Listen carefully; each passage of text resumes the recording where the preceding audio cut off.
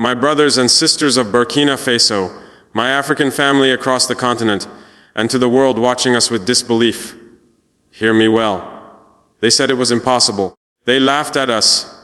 They looked at our red soil and called it poor. They saw our hands and called them dirty. But what they forgot is that these same hands carry the spirit of revolution. These same hands have built the first glass stadium on African soil. Yes, from the heart of free Burkina Faso. A glass stadium, not funded by the West, not owned by the East, not a symbol of colonization, but a monument of African genius, African pride, and African destiny. Let them tremble, because we have shown them, once again, that we do not need their chains to stand tall. This is more than a stadium. It is a declaration. It is proof that the African youth, when unshackled, can build wonders that shake empires. Look at it, a structure of strength and beauty, born from the minds and hearts of Burkinabe engineers, craftsmen, and workers. No French blueprint, no foreign overseer. This is ours, by us, for us, and for all of Africa. They said we were too poor to dream. They said we were too unstable to build.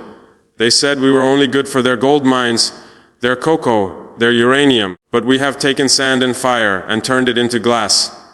Clear, strong, unbreakable, just like the future we are building. To our ancestors who fought in blood, to Sankara who lit the torch, to the martyrs who never saw the dawn but died so we could. This is your victory. You planted the seed of resistance. And today we stand beneath the shade of its greatness. Let me say this clearly to the world: Burkina Faso is not a playground for empires. We are not your military base. We are not your NGO experiment. We are not your pawn. We are the spearhead of African liberation.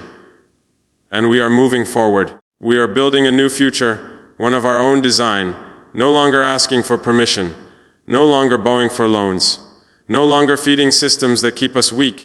To every African nation still chained by foreign influence, let this stadium be your mirror.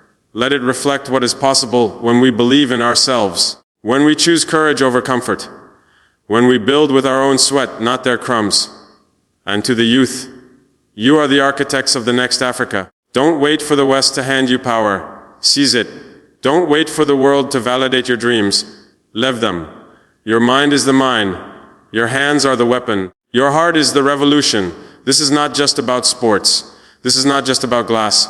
This is about proving, once and for all, that Africa is not behind. We are not late. We were delayed by colonizers, but we are catching up, and we are coming fast. This stadium will host champions. It will echo the songs of victory. It will raise the flag of a new Africa, proud, united, and fearless. Burkina Faso is rising. Africa is rising. And no empire on earth can stop a people who have remembered who they are. To the enemies of our sovereignty, we are not afraid of your threats. We are not impressed by your wealth. We are not moved by your lies. We are standing firm and free. Let the glass of this stadium reflect your fear, the fear of a continent waking up, of a people no longer begging, of a youth ready to reclaim everything that was stolen. This is our moment. This is our movement. This is our Africa. Long live the revolution. Long live the spirit of Thomas Sankara. Long live a free and sovereign Burkina Faso. And long live the rise of united Africa. We are not done. We are just getting started. Thank you. The construction of Africa's first glass stadium by Burkina Faso is not just a physical achievement. It is a powerful act of defiance and independence. It symbolizes the end of reliance on foreign powers to define African progress. This stadium was not built with the money or permission of the West or the East. It is a product of the strength, intellect, and labor of Burkina people. Every beam, every panel of glass reflects a country that is claiming its place through self-reliance and dignity. By completing such a bold and innovative project, Burkina Faso has shattered the myth that Africa must depend on others to dream or build big. This stadium is a loud declaration that the time of begging is over. We are no longer asking for help to stand tall. We are doing it ourselves. The glass itself becomes a metaphor transparent in purpose, unbreakable in will, and brilliant in vision. It's a physical monument to a new kind of African leadership. One that doesn't wait for foreign approval, but builds boldly in the name of freedom. The stadium represents more than infrastructure. It embodies a revolution of African pride and capability. For too long, our people have been told they are only good for labor, resources and survival. But this project proves otherwise. It is the result of African engineers, African builders, and African thinkers. It shows what is possible when the chains of colonial mentality are broken. It reminds every Burkinab and every African that greatness lives in our blood. This stadium was not imported. It was born from African sweat, from local soil, and from revolutionary vision. It is a symbol of what we can achieve when we stop measuring ourselves by the standards of others and start creating our own. We no longer accept the image of Africa as weak, late, or dependent. This is the face of a strong, skilled, and unstoppable people. The world must now understand. Africa is not rising because someone allowed it. We are rising because we chose to. This achievement is also a direct challenge to foreign control and exploitation. The speech calls out the hypocrisy of those who claim to support Africa while continuing to drain its wealth, poison its politics, and disrespect its people. Burkina Faso refuses to be anyone's military base, resource colony, or economic experiment. This stadium tells those powers your time is over. Our people are no longer impressed by your false promises or intimidated by your threats. The days of looting in the name of aid are finished. No more foreign puppets. No more stolen futures. We are building a new order with our own hands.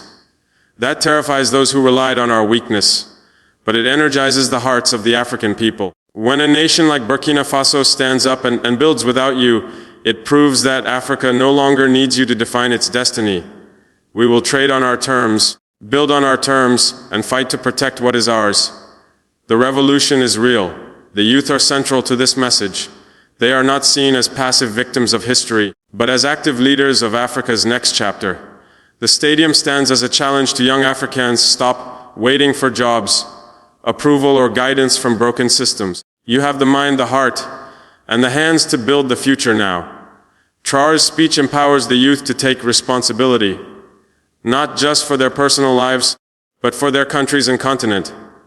He tells them plainly, you are the mine, you are the weapon, and you are the revolution. This vision sees African youth not as a problem to be solved, but as a power to be unleashed. It is a call to action, a demand for courage, and a reminder that freedom is not given. It is taken. Through projects like this stadium, the youth are shown what self-determination looks like in real form. It teaches them to dream, but also to do. The speech positions Burkina Faso as the spark that could ignite a continental awakening. The glass stadium becomes a mirror for the rest of Africa, a reflection of what is possible when a nation rejects colonial influence and reclaims its path. Traoré is not just speaking to his own people. He is calling every African country still under foreign control to rise up. He challenges them to look at this achievement and ask, why not us? The energy is contagious. It is not about competition. It is about collective liberation. The stadium is not just a national success, it is a continental symbol. It proves that a small country with courage can shake giants. By declaring, we are not done, we are just getting started, the speech makes it clear Burkina Faso is not waiting for the future. It is building it, and it invites all of Africa to do the same.